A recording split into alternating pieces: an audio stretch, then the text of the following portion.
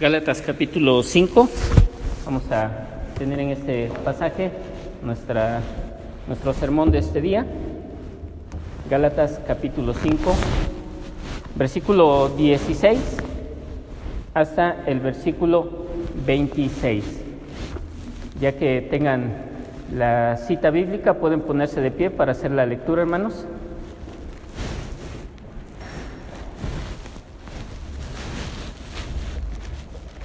Gálatas capítulo 5 del versículo 16 al versículo 26. Leemos unidos. Digo pues, andad en el Espíritu y no satisfagáis los deseos de la carne, porque el deseo de la carne es contra el Espíritu y el del Espíritu es contra la carne, y estos se oponen entre sí para que no hagáis lo que quisierais. Pero si sois guiados por el Espíritu, no estáis bajo la ley. Y manifiestas son las obras de la carne, que son adulterio, fornicación, inmundicia, lascivia, idolatrías, hechicerías, enemistades, pleitos, celos, iras, contiendas, disensiones, herejías, envidias, homicidios, borracheras, orgías y cosas semejantes a estas, acerca de los cuales os amonesto, como ya os lo he dicho antes, que los que practican tales cosas no heredarán el reino de Dios. Mas el fruto del Espíritu es amor, gozo, paz, paciencia, benignidad, bondad, fe, mansedumbre, templanza. Contra tales cosas no hay ley. Pero los que son de Cristo han crucificado la carne con sus pasiones y deseos. Si vivimos por el Espíritu, andemos también por el Espíritu, y no os hagáis vanagloriosos, irritándoos unos a otros, envidiándonos unos a otros. Amén.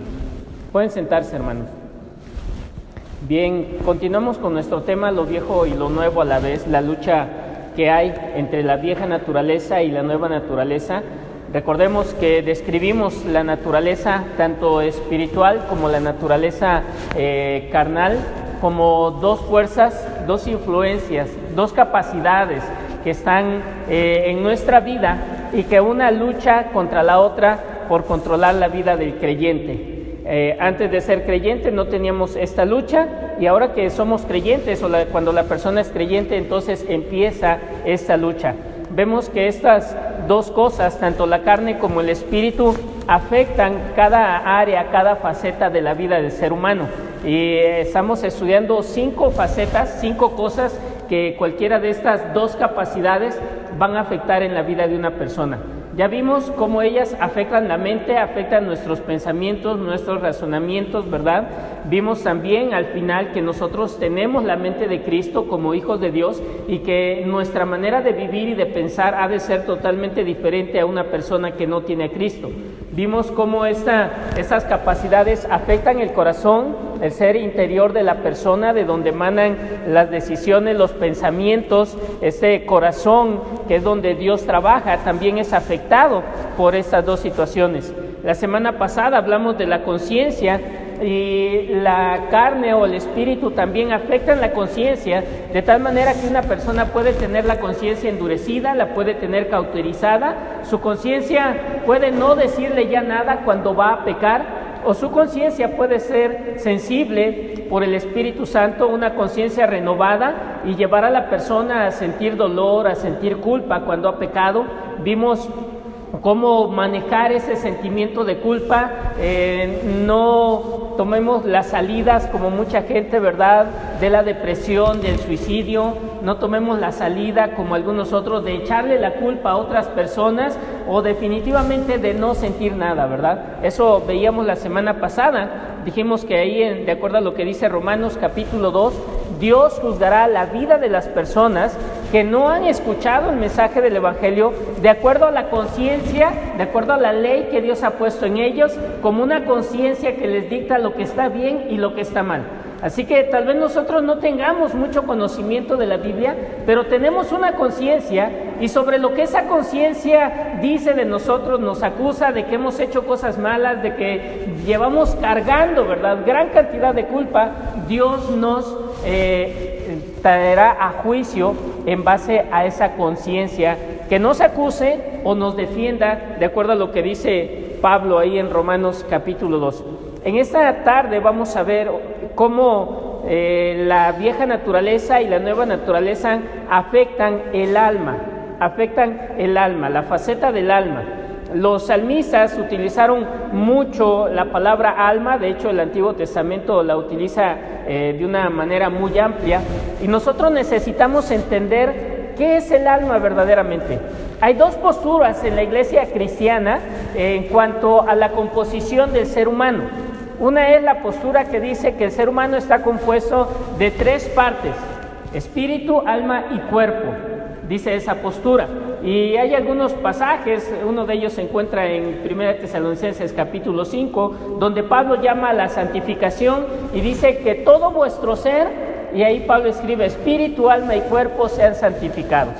En Hebreos capítulo 4 versículo 12 nos dice el escritor Hebreos que la palabra de Dios, cuando es dada al ser humano, lo separa, discierne, dice, y llega a separar aún el alma y el espíritu. Entonces son cosas que nos llevan a pensar que el ser humano puede estar constituido de tres partes: espíritu, alma y cuerpo. Aunque esta idea viene más ampliamente de la cultura helenística, de los griegos, del griego clásico, de los filósofos, es una doctrina que tuvo cierta cabida en la iglesia. Pues vamos a ver cómo nos dice la Biblia realmente que estamos constituidos, tratar de entender qué es el alma y cómo nosotros debemos actuar en esta lucha entre carne y espíritu, entre nueva naturaleza y vieja naturaleza, para poder guardar nuestra alma y que nuestra alma sea agradable a Dios. Eso es lo que trataremos de ver en este tiempo, hermanos. Quiero decirles en primer lugar, ante todo ello, que todo ser humano tiene espíritu. Ahora, ¿por qué digo esto? Porque hay muchos maestros, muchos pastores, buenos pastores reconocidos, con buena intención, que niegan que el ser humano tenga espíritu. Dicen que si lo tiene, ese espíritu está muerto hasta que viene el Espíritu Santo y lo hace vivir o le da espíritu a esa persona. La Biblia no nos enseña eso. Por lo menos vamos a leer dos pasajes en estos momentos. Santiago 2:26, vamos a ver cómo la Escritura claramente nos enseña que todos los hombres nacen con un espíritu, y este pasaje nos lo dice, Santiago 2:26. Porque como el cuerpo sin espíritu está muerto, así también la fe sin obras está muerta. Santiago toma una verdad para decir una verdad física, una verdad universal, para revelar una verdad espiritual. Él está hablando de la fe y nos dice que la fe, si no se manifiesta en cosas que nosotros hacemos, está muerta. Pero toma como base algo que es real. Así como el cuerpo sin espíritu está muerto, así la fe sin obras está muerta. Entonces, en el pensamiento de Santiago, todo ser humano que vive tiene cuerpo y tiene espíritu. Y si no tuviera espíritu, ese cuerpo estaría muerto, estaría en la tumba. Todas las personas que están en los cementerios sepultados, su espíritu no está ahí con ellos, y tampoco anda vagando, hermanos, por cualquier lugar. Primera de Corintios capítulo 2 versículo 11. Primera de Corintios capítulo 2 versículo 11.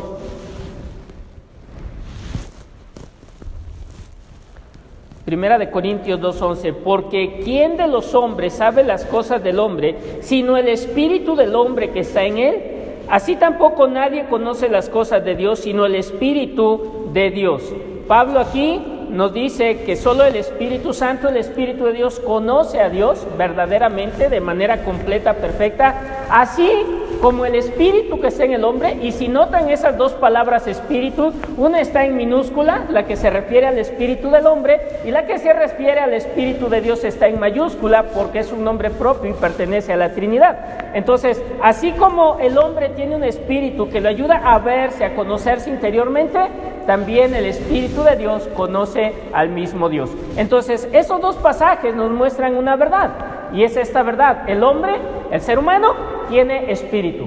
Así que no creamos cuando nos diga esa persona vive pero no tiene espíritu. No, no es así, porque si no tuviera espíritu, esa persona estaría muerta. Entonces, todos los seres humanos, Si creyentes o no creyentes tenemos espíritu.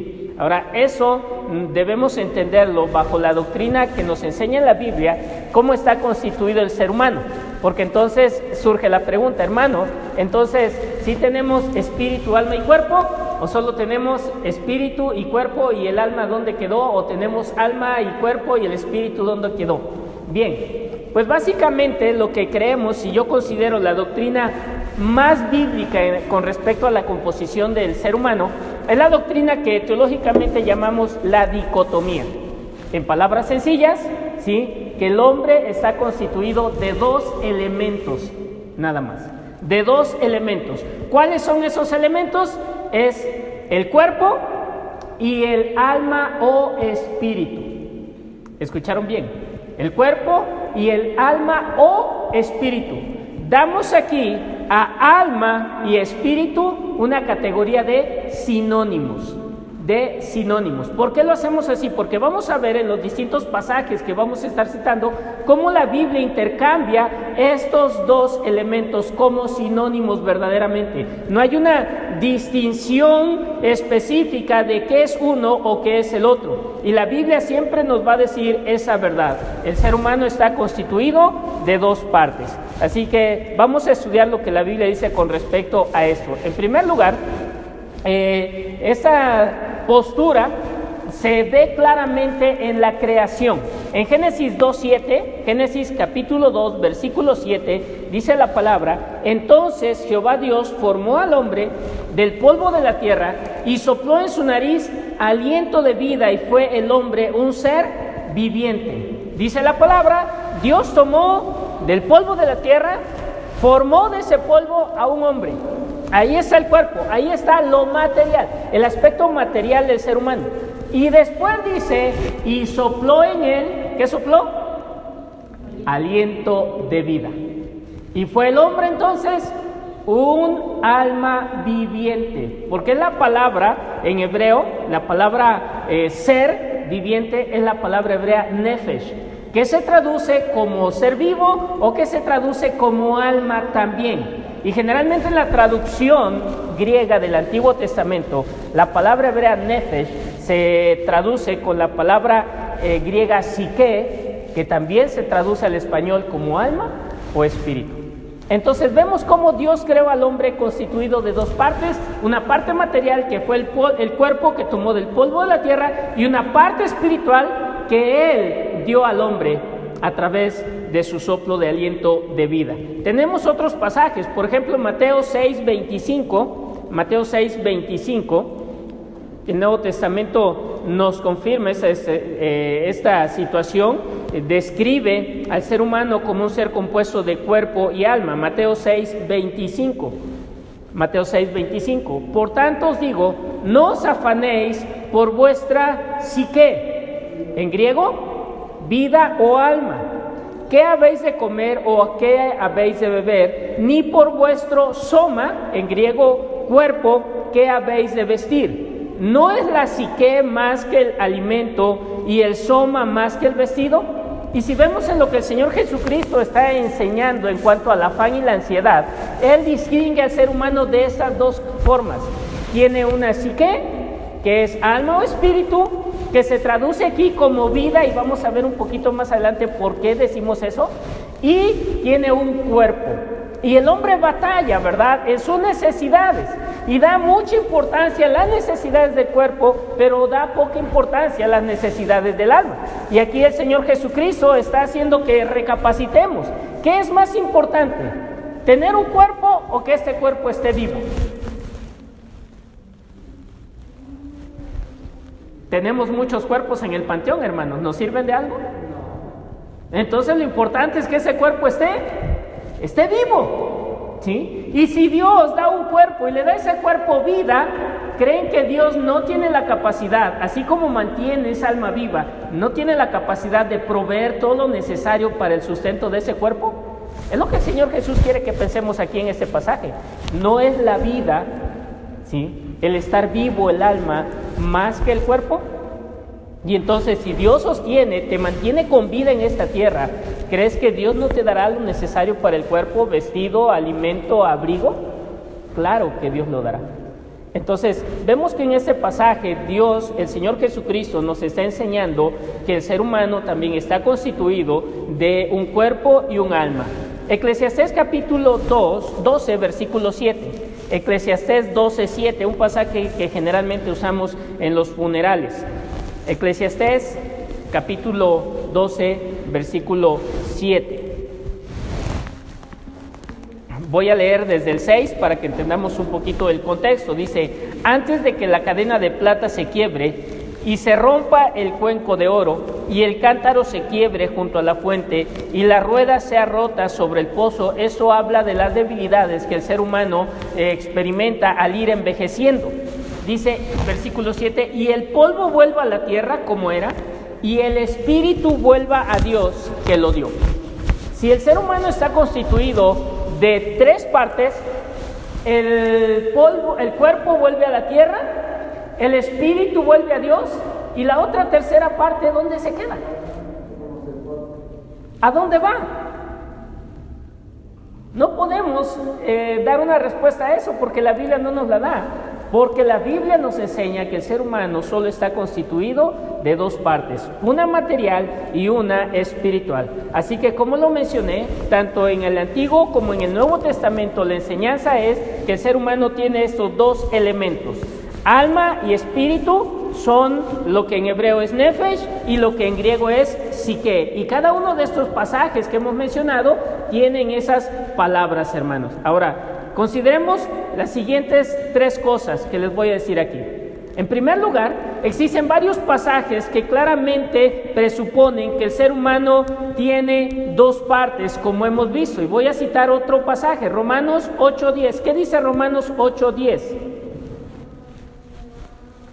Romanos 8:10. Pero si Cristo está entre vosotros, el cuerpo en verdad está muerto a causa del pecado, mas el espíritu vive a causa de la justicia. Nuevamente habla de una parte inmaterial y una parte espiritual, ¿sí? Dice que el cuerpo está muerto por el pecado, mas el espíritu, y la palabra espíritu es la palabra psique, la palabra griega que se traduce también como alma. Entonces, a veces la Biblia utiliza o traduce la palabra alma como espíritu o como alma. Eso debemos entenderlo. A veces se describe como alma y a veces como espíritu. Pero también debemos nosotros entender que muchas veces se describe a la muerte como la entrega del alma o la vida. La muerte se describe como entregar el alma o entregar la vida. Y vamos a leer dos pasajes en los que podemos ver esta situación. Génesis capítulo 35, versículo 18. Génesis 35, 18. Y aconteció que al salírsele el alma, pues murió, llamó su nombre Benoni, mas su padre lo llamó Benjamín. Este pasaje habla de Raquel. Cuando Raquel da a luz a Benjamín, ella muere en el parto. Y la palabra describe aquí que cuando ella murió, cuando entregó el alma, ¿y a qué se refiere entregar el alma? A morir, ¿sí? Entonces aquí utiliza la palabra alma y se refiere a esa capacidad de vida que tiene el cuerpo. Entonces podemos ver que la palabra alma puede describir la capacidad de vivir de una persona, la capacidad de vivir de una persona. Ahora ven lo que dice el Salmo 31:5. Salmo 31:5. En tu mano encomiendo mi espíritu, tú me has redimido, oh Jehová, Dios de verdad. David, en un salmo mesiánico, en un salmo profético, toma esas palabras que el Señor Jesucristo dijo estando ahí en la cruz, cuando murió por nosotros, dijo: en tus manos encomiendo mi espíritu. Y es la misma palabra hebrea nefesh, tanto aquí como en Génesis donde dimos lectura. Entonces la Biblia a veces utiliza la palabra nefesh para describir el alma o para describir el espíritu, y nos dice que cuando una persona muere, entrega ya sea el alma o entrega el espíritu. En tercer lugar, algunas ocasiones el elemento inmaterial de los que han muerto se llama alma y a veces se llama espíritu. Apocalipsis 6:9. Apocalipsis 6:9. Eso es en el Nuevo Testamento. Apocalipsis 6:9. Cuando abrió el quinto sello, vi bajo el altar las almas de los que habían sido muertos por causa de la palabra de Dios y por el testimonio que tenían. Dice él que vio las almas de esas personas que estaban muertas. Apocalipsis capítulo 20, versículo 4. 24.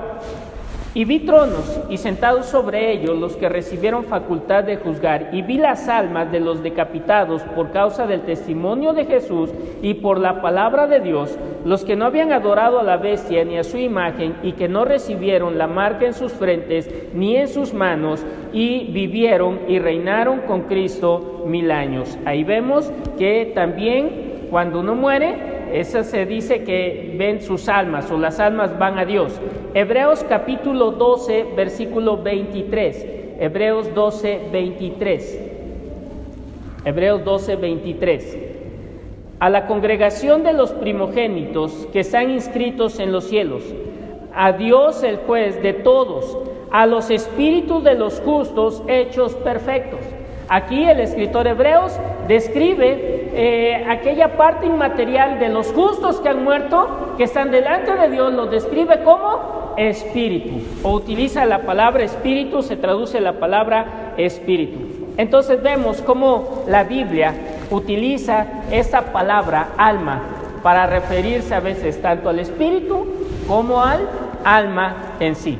Entonces, la Biblia nos enseña que el ser humano está constituido de dos partes. Una parte material, que es el cuerpo, y una parte espiritual, que es el alma o el espíritu. Y ya vimos cómo utiliza esos dos términos de manera intercambiable, Pero podemos entender esa situación en dos cosas. ¿Por qué a veces se refiere a alma? ¿Por qué a veces se refiere a espíritu? Si son una misma situación. Bueno, hay dos cosas especiales que nos dice tanto el alma como el espíritu. En primer lugar, esa parte espiritual de la persona señala el principio de vida, aquello que convierte un cuerpo, sea un cuerpo animal o un cuerpo de una persona, en un ser vivo. ¿Sí? Un ser vivo está constituido de esas dos partes. Entonces, el alma o el espíritu, nosotros lo podemos definir, en primer lugar, como aquello que vivifica a un ser, aquello que le da la vida. Podemos decir que es la vida misma de una persona. Ese es un aspecto. ¿En qué lo leemos? Bueno, Jeremías 15:9. Jeremías 15:9. Jeremías 15:9. Languideció la que dio a luz 7, se llenó de dolor su alma, su sol se puso siendo aún de día, fue avergonzada y llena de confusión, y lo que de ella quede lo entregaré a la espada delante de sus enemigos, dice Jehová. Aquí está hablando metafóricamente acerca de Jerusalén y cómo Jerusalén iba a ser destruida. Dice que se llenó de dolor su alma. Hubo dolor en la vida de todas las personas que vivían en Jerusalén, y se describe el hecho de estar vida como si fuera un alma. Así que la palabra alma, la palabra espíritu, señala al principio de vida, ¿sí? En primer lugar. Pero en segundo lugar, también describe al sujeto personal, ¿sí? Describe a la persona, al ser humano que piensa, que siente, que desea, y que también en algunos casos muestra una gran gama de afectos. Entonces, la palabra alma, la palabra espíritu, se refiere en algunos pasajes al hecho de tener vida, y en otros pasajes se refiere al hecho de manifestar emociones, sensaciones, deseos, nuestra propia personalidad. Esa es nuestra alma, ¿sí? Entonces, alma en la Biblia describe una persona viva, pero también describe las emociones, sentimientos y personalidad de un ser humano o de un ser vivo. ¿Sí entendemos esto, hermano? Ahora, esto es importante que lo entendamos, porque la vieja naturaleza o la nueva naturaleza va a trabajar sobre ello. ¿Sí? ¿Por qué nos enojamos? Y a veces sin razón. ¿Por qué lloramos cuando hay dolor? ¿Por qué una persona se sumerge en las tinieblas de la depresión, de la amargura? ¿Qué está pasando ahí? Bueno, su alma, su espíritu, está siendo afectada, puede ser por la vieja naturaleza o puede ser por la nueva naturaleza, y expresa este tipo de emociones, de cosas en su vida. Entonces podemos decir que el cuerpo, ¿sí?, es el músculo o es la manera en cómo el alma expresa lo que siente, lo que desea, a través del cuerpo, a través de nuestro ser, nuestro elemento físico. El alma expresa lo que siente, lo que desea, lo que anhela, porque es con el alma con lo que nosotros anhelamos. ¿Han escuchado esa frase, te amo con todo el alma? O una frase más bíblica, amarás al Señor tu Dios de todo tu corazón, con toda tu mente, con todas tus fuerzas y con toda tu alma. ¿Sí?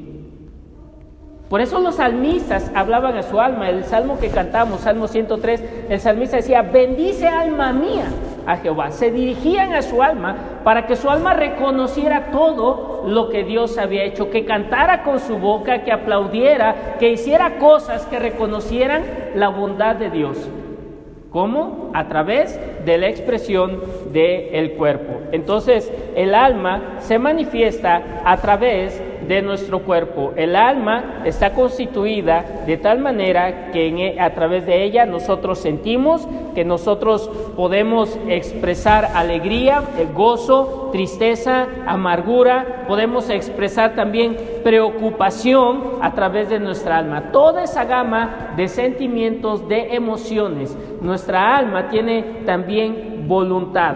Entonces, el alma manifiesta todo eso exteriorizándolo a través del cuerpo. Vamos a leer algunos pasajes para entender bien ello. Podemos decir que el alma constituye la síntesis de todas esas fuerzas interiores del hombre que se expresan. Deuteronomio 13:3. Deuteronomio 13:3. No darás oído a las palabras de tal profeta, ni al tal soñador de sueños, porque Jehová vuestro Dios os está probando para saber si amáis a Jehová vuestro Dios con todo vuestro corazón y con toda vuestra alma. Y con toda vuestra alma. Entonces, Dios dice que no escuchemos a esas personas que nos pueden traer algún mensaje según de parte de Dios, que no prestemos atención a ellas, porque eso, el que Dios permita que haya falsos maestros, constituyen una prueba para nuestra alma, para ver si amamos verdaderamente a Dios con toda nuestra alma. Entonces, en el alma residen todas estas situaciones, este poder en la vida del ser humano. En el alma reside, imagínense, tu hambre. Decimos, yo tengo hambre. ¿Por qué? Porque me duele el estómago. Pero la necesidad de alimento sí es en el cuerpo, pero también reside en el alma. Vean lo que dice Deuteronomio, ahí regresando al capítulo 12, versículos 20 y 21. Deuteronomio 12, 20 y 21. Cuando Jehová tu Dios ensanchare tu territorio, como Él te ha dicho, y tú dijeres, comeré carne. Tú dijeres, ¿sí? Eso es hablando a ti mismo. Comeré carne, porque deseaste comerla. Conforme a lo que deseaste podrás comer. Si tuvieres lejos de ti el lugar que Jehová tu Dios escogiere para poner allí su nombre, podrás matar de tus ovejas, de tus vacas, y de tus ovejas que Jehová te hubiere dado, como te he mandado yo, y comerás en tus puertas según lo que deseares. Ahí el alma de esa persona desea comer carne. No, nos platicaba un hermano en una ocasión, dice, cuando era niño, éramos muy pobres, y casi nunca comíamos carne. Y cierto día mi mamá llevó 3/4 de bistec a la casa y los dejó ahí. Y nos fuimos, tuvimos que salir a hacer algunos trabajos, y cuando regresamos, ya el perro se había comido, se había metido y se había acabado todos los bisteces. Nos quedamos con el deseo, añorando comer carne. Y esa añoranza, hermanos, ese deseo no empieza en el estómago, ese deseo empieza en el alma. Tú apeteces, tú deseas saciarte de algo, tu alma lo desea. Entonces imagínense, ¿cómo expresa el alma ese deseo de alimentarse con algo? A través del hambre, o nosotros decimos, del antojo. Se me antojó. ¿Pero de dónde proviene eso? Proviene del alma que Dios nos ha dado. La palabra nos enseña aún que la necesidad y el deseo sexual se encuentran en el alma. En el alma. Jeremías 2:24. Jeremías 2:24.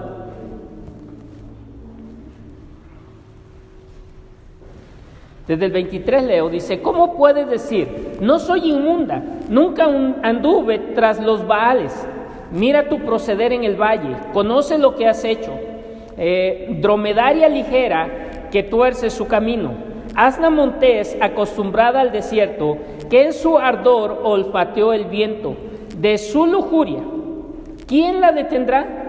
Todos los que la buscaren no se fatigarán, porque en el tiempo de su celo la hallarán. Nuevamente es una figura de lo que Israel estaba haciendo en cuanto a irse tras otros dioses y adulterar espiritualmente, pero vemos cómo Dios aquí habla de esa lujuria que se produce en ella, y esa lujuria se produce en su alma, un alma que no está satisfecha con lo que Dios le ha dado y busca por todas partes. Entonces, esos placeres que nuestra alma tiene, que nuestro ser experimenta, no están en el cuerpo, ¿sí? En una ocasión, hay mujeres que temen operarse cuando les dicen que tienen cáncer en la matriz, y temen operarse y dicen: ya no voy a tener hijos, ya han tenido como 20 y siguen pensando en que van a tener más hijos y no se quieren operar. Y dicen, por ahí escuché una vez, que si se le operan, que se opere, porque si la operan ya no va a pecar, ya no va a tener deseos. No, los deseos no están en esas partes físicas del cuerpo, los deseos están en el alma, en el corazón. Lo que vemos aquí, esa parte inmaterial del ser humano desea, ¿sí? Dios nos ha dado un alma con deseos. Esto contradice totalmente lo que los gnósticos enseñaban en el primer y segundo siglo. Ellos decían de esta manera: el cuerpo está contaminado y todo lo que es físico es malo, pero el espíritu está libre, el espíritu es santo en sí mismo. Así que si nosotros sofocamos nuestro cuerpo, ¿sí? Si nosotros lastimamos nuestro cuerpo, vamos a estar luchando contra todos esos malos deseos. Mentira. El cuerpo sí debe ser santificado, lo mismo que el alma. Lo mismo que el alma. Entonces, a través de ver estas cosas, cómo el alma manifiesta estas situaciones, dice el Salmo 27 que del alma salen los deseos de venganza. Dice Job 30:16 que el alma experimenta el llanto como arrojando lágrimas. Dice Job 6:1 que el alma experimenta longanimidad, un carácter largo, por así decirlo, que no se enoja tan fácilmente.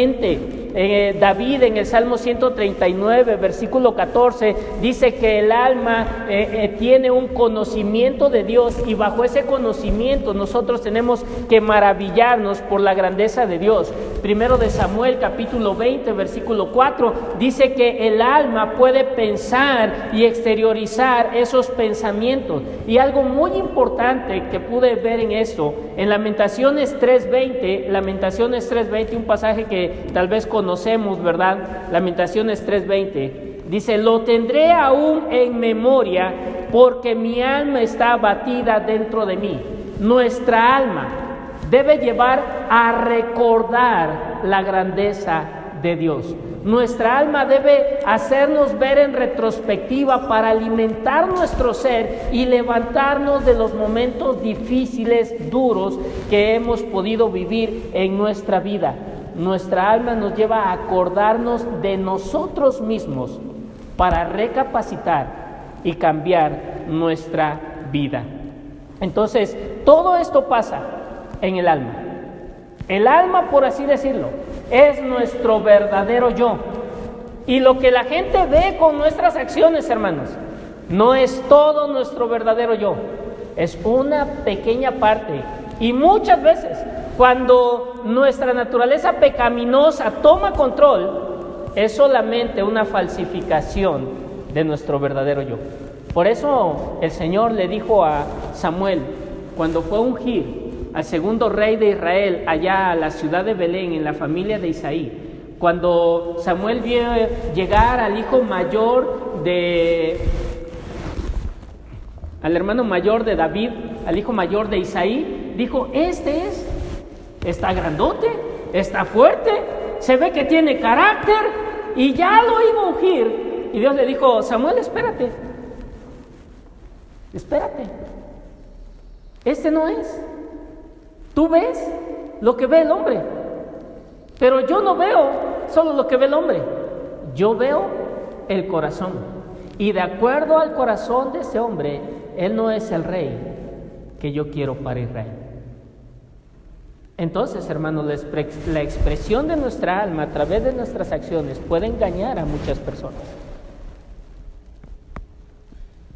Podemos manipular de esa manera nuestra personalidad para engañar al patrón, para engañar a los padres, para engañar al marido, a la esposa, a las autoridades. Podemos hacerlo, pero a Dios nunca le vamos a engañar, porque Él conoce plenamente lo que es nuestra alma. Entonces, todo ser humano tiene un alma, todo ser humano tiene un cuerpo. En el alma residen las emociones, los pensamientos, las reacciones de la vida del ser humano a lo que pasa en su exterior. Sí.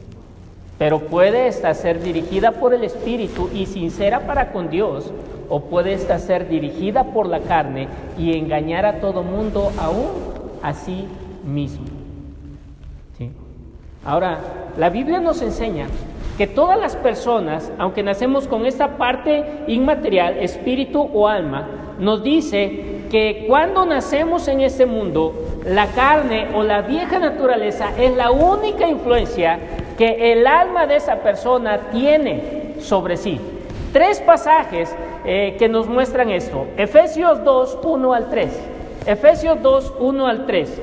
Una persona que no ha nacido de nuevo, la única influencia que su alma tiene es la vieja naturaleza, la carne, la naturaleza pecaminosa, esa vieja influencia, esa vieja capacidad que lo lleva a hacer cosas que no agradan a Dios y que lo lleva también a no hacer cosas que agradan a Dios. Dice así, y Él os dio vida a vosotros cuando estabais muertos. ¿Se dan cuenta? ¿Cuál es la condición de esa alma que no es regenerada? Es un alma muerta. ¿En qué está muerta? En sus delitos y pecados, en errar a Dios y en fallar, en ir contra Dios, transgredir la ley de Dios. Eso significa la palabra delitos.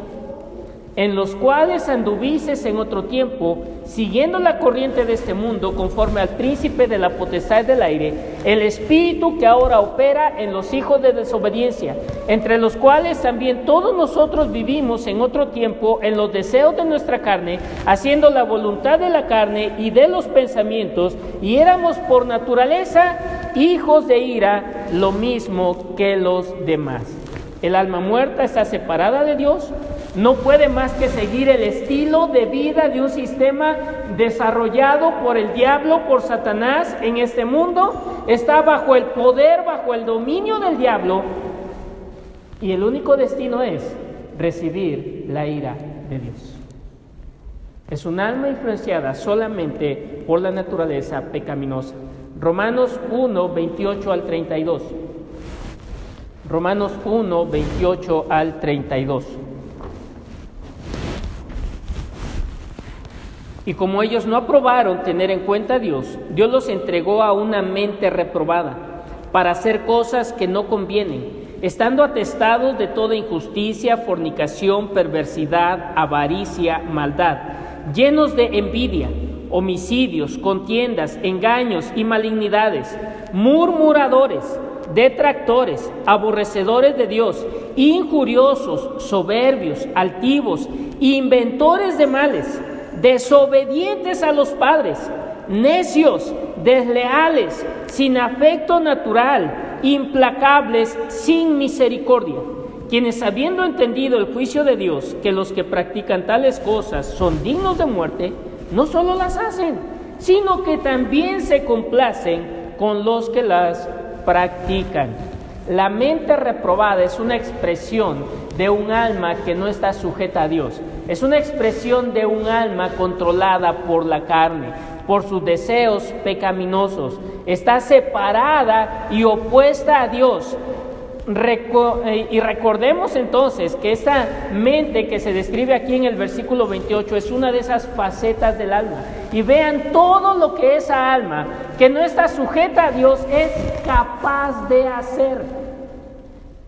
¿Has pensado en matar a alguna persona alguna vez? ¿Has pensado en decir una mentira? ¿Has pensado en odiar a alguien por algo que te ha hecho? ¿Has pensado en inventar un mal contra una persona? ¿Cómo tramas ser desobedientes a tus padres? Todo eso lo experimenta y lo manifiesta un alma sujeta a la carne, sujeta a esa vieja naturaleza. Sí. Lo leemos aquí en Romanos. Otro pasaje, Romanos capítulo 3, versículos 10 al 18. Romanos 3, 10 al 18. Como está escrito, no hay justo ni a uno, no hay quien entienda, no hay quien busque a Dios. Todos se desviaron, a una se hicieron inútiles. No hay quien haga lo bueno, no hay ni siquiera uno. Sepulcro abierto es su garganta, con su lengua engañan. Veneno de víboras, de áspides hay debajo de sus labios. Su boca está llena de maldición y de amargura. Sus pies se apresuran a derramar sangre. Quebranto y desventura hay en sus caminos y no conocieron camino de paz. No hay temor de Dios delante de sus ojos. Eso es lo que dice la palabra. Es la expresión de un alma que no conoce a Dios, que no se deleita en Dios, que vive bajo la influencia de la carne. Así de poderosa es la vieja naturaleza sobre el alma de una persona. Y podemos decir, hermanos, que en verdad esa persona está en una situación de desgracia. Y dice, y vean la desgracia tan grande, no busca a Dios jamás, porque no quiere buscar a Dios. Y no tiene la capacidad de buscar a Dios. Entonces, podemos darle gracias a Dios de que Dios ha hecho una obra en nosotros, una obra de regeneración, que cambia no solamente nuestro corazón, sino nuestra alma, y la coloca bajo la nueva influencia, la nueva naturaleza, la naturaleza espiritual. Regresamos al primer pasaje que leímos aquí, que fue Efesios capítulo 2, versículo 1. Efesios capítulo 2, versículo 1.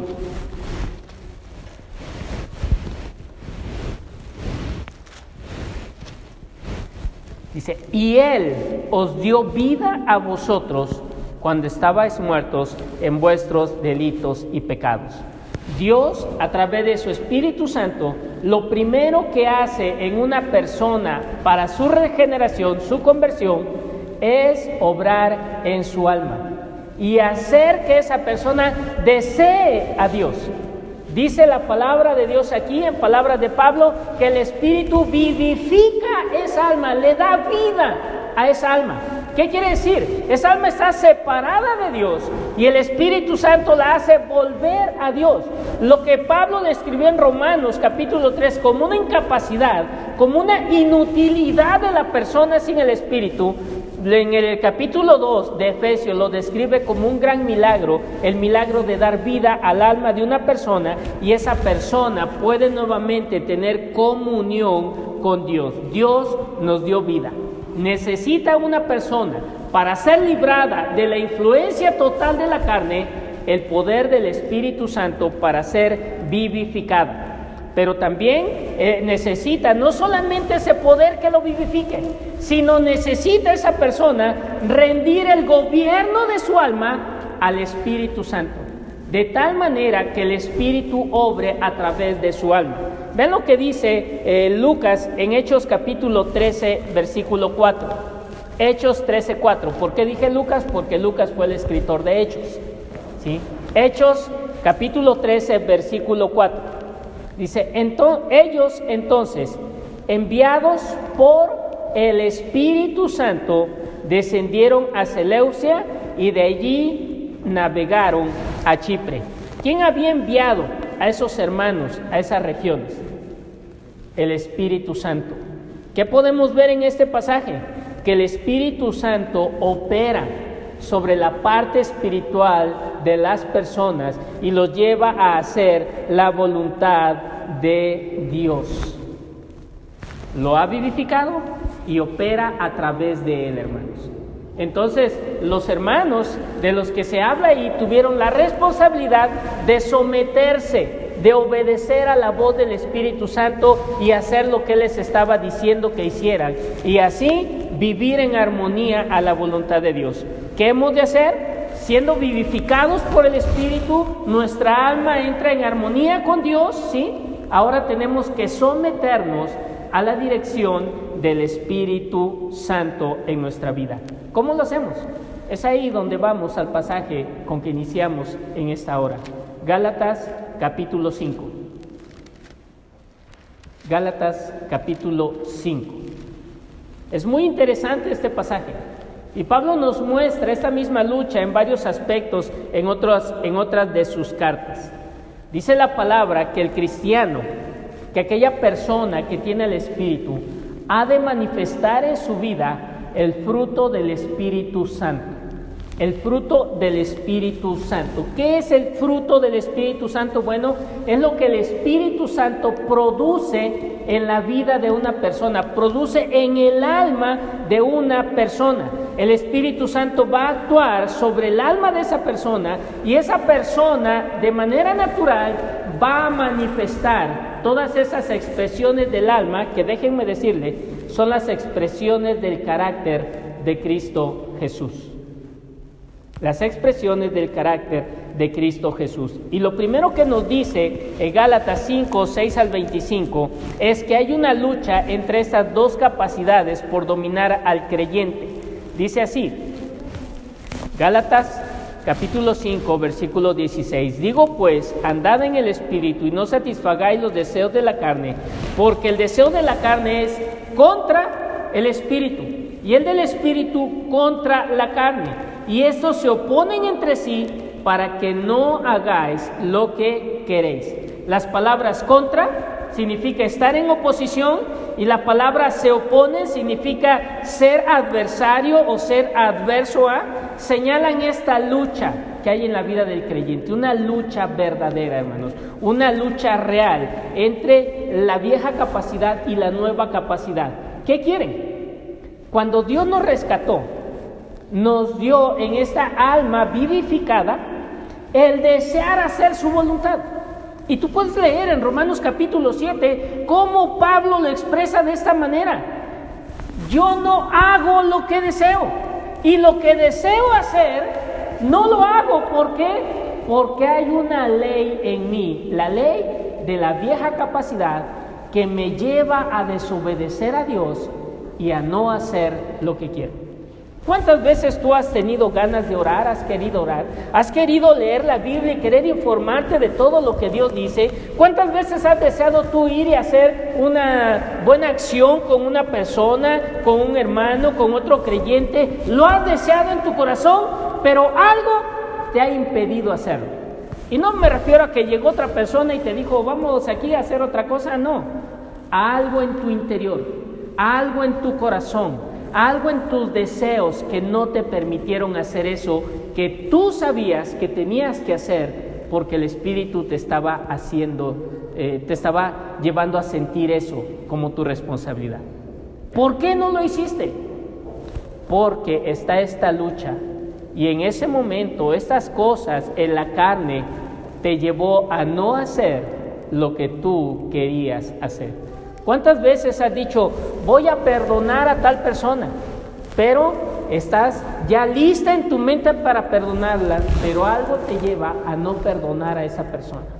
Y sigues experimentando dolor, sigues experimentando amargura. ¿Qué está pasando? Esta lucha se está revelando en ti y la vieja naturaleza te está dominando para que no hagas lo que quieres hacer, que es agradar a Dios. Todos tenemos en nuestra conciencia la necesidad de agradar a Dios. ¿Por qué defraudamos nuestra conciencia? Porque nuestra alma es tan impactada por la vieja naturaleza que no nos permite sacudirnos esas expresiones de la vieja naturaleza y todavía actuar sobre ellas. ¿Cuáles son? Vean lo que dice el pasaje, versículo 19. Manifiestas son las obras de la carne, que son adulterios, ¿sí? Y no solamente se refiere a adulterios físicos, sino el adulterio que empieza como lascivia en el corazón y te lleva a desear a otras personas para ti, sea hombre o mujer, ¿verdad?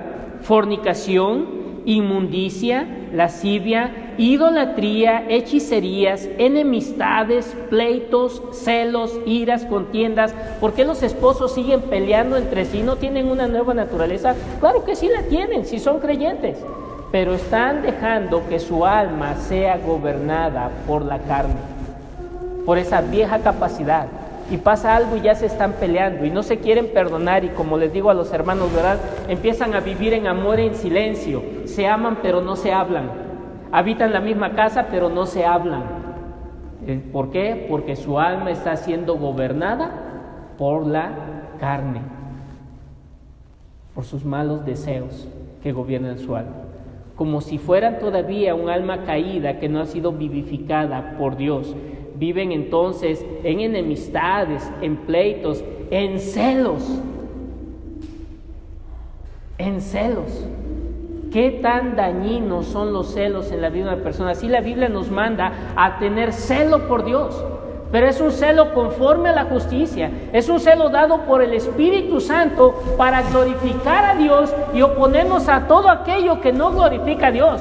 Pero estos celos que menciona aquí Pablo, es a lo que Santiago los describe como celos animales y diabólicos, como egoísmo en la vida de esa persona, movida por sentimientos de inferioridad que Satanás ha puesto en su corazón, en su alma, y no la deja vivir tranquila su relación matrimonial, ¿sí? Hay hijos que son celosos de los padres o padres que son celosos de los hijos. Su alma está siendo gobernada por el pecado, por la naturaleza pecaminosa. Dice también, además de estos celos, que hay ira, hay contienda, hay pleito, hay disensiones y hay herejías. Versículo 21 nos habla de envidias, de homicidios, de borracheras, orgías. Y dice, termina Pablo con un etcétera, cosas semejantes a estas. ¿Sí? La lista debe ser muy grande de cosas como el creyente que no se somete al control del Espíritu Santo está experimentando continuamente, que está destruyendo sus relaciones, sus matrimonios, sus familias, lo está haciendo una persona sin valor en su trabajo ante la sociedad, y sobre todo es una persona que puede llegar a tal punto, como dijimos la semana pasada en cuanto a la conciencia. Si esa conciencia se cauteriza, puede ser que esta persona no llegue a heredar el reino de los cielos porque sea una apóstata. Si tú no rindes el control de tu alma al Espíritu Santo y vives de esta manera, escuchas bien, vives de esta manera, así como ha descrito estos versículos de Gálatas, tú eres una persona que tu alma todavía está sujeta a la carne y tendrás un final triste. Dios tiene cosas mejores para nosotros, hermanos. Dios no quiere que nos muramos en esa condición amarga de la hiel del pecado. Entonces, ¿qué tenemos que hacer? Ahí están las dos naturalezas, están presentes. Pero si yo vivo de la manera que he descrito anteriormente, yo estoy diciendo que yo le doy más espacio a mi vieja naturaleza de actuar que lo que escucho al Espíritu Santo. Porque si yo escuchara al Espíritu Santo, ¿cuál sería mi manifestación de vida o cómo se expresaría mi alma? Versículos 22 en adelante. Mas el fruto, lo que produce el Espíritu en la vida de una persona, sobre el alma de una persona, ¿sí? Es amor, gozo, paz, paciencia, benignidad, ¿sí? Bondad, fe, mansedumbre, dominio propio o templanza. Y contra esas cosas dice, no hay ley que se levante, no hay argumentos que puedan prevalecer cuando una persona expresa este carácter. Y este fruto del Espíritu Santo es la expresión del alma de Cristo a través de la vida del creyente. Entonces, ¿de qué está llena tu vida? ¿De qué está lleno tu hogar en cuanto a eso? ¿Hay paz? ¿Puedes decir que tú eres una persona que ama? Ahorita vamos a ver algo de 1 Corintios para tener un ejemplo de ello. El Espíritu debe producir esto en tu vida. Tú debes de caracterizarte por dominar tu enojo, por dominar tu risa, por dominar tus excesos, dominar la forma en que hablas, dominar tu carácter, no el a ti. ¿Por qué? Porque es una manera en cómo vive una persona que es controlada por el Espíritu Santo. El Espíritu entonces trabaja directamente sobre nuestra alma, produciendo estas cosas, ¿sí? No son emociones, hermanos, no son emociones. Eso es importante. El Espíritu no nos da emociones.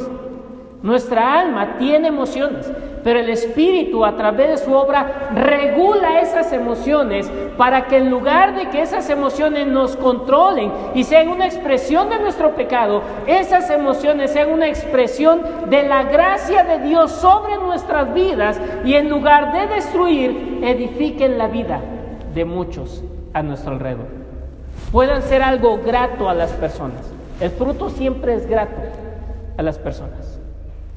Y el fruto del Espíritu debe ser algo grato a las personas a través de nuestra vida.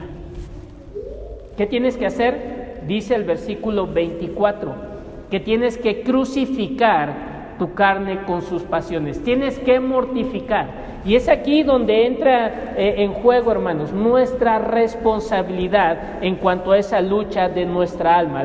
Nuestra alma siempre va a experimentar esa lucha. Pero nosotros tenemos la responsabilidad de crucificar, de matar, literalmente, esos malos deseos. Que esas expresiones nos salgan de nuestra vida a través de nuestro cuerpo y dañen y contaminen a otras personas. Ahora, la Biblia nos enseña que la vida, el alma de una persona se puede contaminar. Así que hemos de guardarnos de esa contaminación. Ahora, ¿cómo llevamos a la práctica esto que hemos visto en Gálatas 22 al 23? Bueno, vamos a 1 Corintios 13. ¿Cómo lo llevamos a cabo? 1 Corintios 13. ¿Saben de qué habla 1 Corintios 13? Habla del amor. El primer aspecto del fruto del Espíritu que se describe en Gálatas 5:22 es el amor. Entonces aquí podemos tener un buen ejemplo, hermanos, de cómo es que nuestra alma puede experimentar el control del Espíritu Santo. En primer lugar, los versículos 1 al 3 podemos decir que nos hablan con respecto a nuestro servicio cristiano. A nuestro servicio cristiano, los ministerios que podemos tener. Dice, si yo hablase lenguas humanas y angélicas y no tengo amor, vengo a ser como metal que resuena o címbalo que retiñe. Y si tuviese profecía y entendiese todos los misterios y toda ciencia, y si tuviese toda la fe, de tal manera que trasladase los montes y no tengo amor, nada soy. Y si repartiese todos mis bienes para dar de comer a los pobres, y si entregase mi cuerpo para ser quemado y no tengo amor, de nada me sirve. O sea, tú puedes hacer muchas cosas. Tú puedes predicar, tú puedes dirigir, tú puedes enseñar a un grupo, tú puedes ir a orar por una persona, tú puedes incluso tomar la decisión de despojarte de tus bienes materiales y darlos para el servicio de la obra. Hay muchas personas que cuando empieza una iglesia, yo dono el terreno. Y ya donó el terreno. Y se construyó el templo y habitaron por mucho tiempo ahí. Pero de repente esta persona se enojó, le hicieron algo a su familia y que dice, a mí me devuelven mi terreno que les doné. ¿Cómo sirvió a Dios? Pues sirvió a Dios hace años cuando entregó el terreno en su carne, en la naturaleza carnal, porque no lo estaba haciendo bajo el amor que el Espíritu Santo produce. Porque si lo hubiera hecho bajo el amor que el Espíritu Santo produce, esa persona no estuviera marcada por el egoísmo de decir después de mucho tiempo, regrésenme lo que es mío. Alguien puede servir predicando solo por envidia a otros que predican. Alguien puede servir enseñando solamente por sentirse orgulloso de decir, yo puedo enseñar de esta manera. Entonces, si no está esa parte, ese aspecto del fruto del Espíritu, que es el amor, lo que estamos haciendo, lo estamos haciendo en la carne. Estoy tal vez cantando, tocando la guitarra en la carne y no estoy agradando a Dios. ¿Por qué? Porque no lo he hecho en amor a Dios y en amor a mi prójimo. Si nos damos cuenta de eso, Pablo dice, y está hablando desde el capítulo 12 hasta el 14 del servicio en la iglesia, los dones espirituales. Y él dice, ok, vean cuál es su don, de qué manera van a servir a Dios y a otros cristianos. Pero un momento, déjenme decirles que si su servicio no es un servicio caracterizado por el amor a Dios y el amor al prójimo, lo único que ustedes están haciendo es dando rienda suelta a su carne al servir de esa manera. Entonces necesitamos la obra del Espíritu Santo en nuestra vida al servir a nuestros prójimos, al servir en la iglesia o al hacer cualquier otra cosa allá afuera en beneficio de otras personas, porque puede ser algo bueno, pero recuerden, si está influenciado por la carne, es algo que desagrada a Dios. ¿Qué dijo Judas? Señor, ¿por qué se desperdició este perfume? Mira, se pudo haber vendido, es muy caro, y lo que nos hubieran dado por ese perfume se pudo haber repartido entre los pobres. Ahora, ¿Judas verdaderamente pensaba en los pobres? Su alma estaba llena de egoísmo, porque Juan apunta como en un paréntesis ahí, esto dijo porque él tenía a su cargo la tesorería, la caja, y cuando necesitaba, sustraía de ahí. Entonces, ¿cómo estamos sirviendo a Dios? ¿Bajo qué influencia? ¿Bajo el poder del Espíritu Santo, como fruto del Espíritu, o como una obra de la carne que nos hace sentirnos orgullosos, vanagloriosos de nosotros mismos? Pablo nos da más cosas en que podemos tomar como ejemplo a partir del versículo 4, ya no solo en cuanto al servicio cristiano, sino en cuanto a nuestras relaciones, en cualquier otro aspecto de nuestras vidas. Si cuando dejas que el Espíritu Santo te capacite, entonces dice el versículo 4, el amor es sufrido. Tú como esposo podrás amar a tu esposa a pesar de cualquier sufrimiento que ella te pueda propiciar. Tú como padre podrás amar a tus hijos y en ese amor poder corregirlos, ¿sí? ¿Por qué? Porque tendrás amor, y el amor dice, todo lo sufre. Pastor, ya estoy cansado de mi mujer, yo creo que mejor me voy a buscar otra mujer, o la voy a dejar y me voy por allá porque ya no puedo. El cristiano no puede decir eso. Lo dice o lo va a decir si realmente no tiene el espíritu que le ponga amor por su cónyuge. Recuerdo hace muchos años que una persona me dijo, yo no era casado, ¿sí? Y él dijo, dio la ilustración de una mujer que fue con el pastor y le dijo, pastor, ya no puedo yo con mi marido, me voy a divorciar de él. Y entonces el pastor le dijo, oye hija, tú tienes que amar a tu marido, porque es su marido. Yo no lo puedo amar como mi marido, viera qué tan mal hombre es. Bueno, ámalo como a tu hermano en la fe. Yo no creo que mi marido sea un cristiano. Bueno, hija, pues la Biblia dice que lo ames como tu enemigo. ¿Y para dónde te haces? ¿Qué tienes que hacer? Amar. Entonces, la Biblia nos dice que si el Espíritu está produciendo algo en nosotros, nosotros debemos aprender a sufrir pero no a sufrir con la cara de refunfuñón, con la cara de decir, pues ya que me tocó esto y me aguanto. No, un sufrimiento en contentamiento. Dice que el amor es benigno, ¿sí? La esposa debe mostrar bondad hacia su esposo que es duro o incrédulo inclusive. Primera de Pedro capítulo 3, mujeres con su ejemplo pueden ganar a su esposo para la gloria de Dios, ¿sí?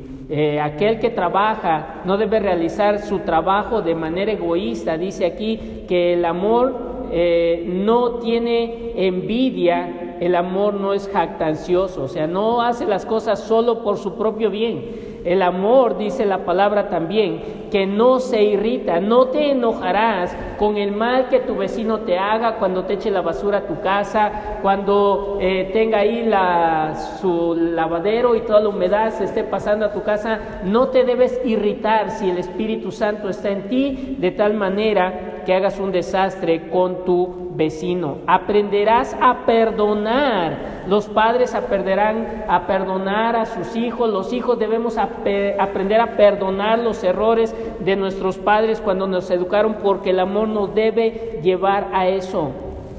El amor lo perdona, dice la palabra de Dios. El amor perdona.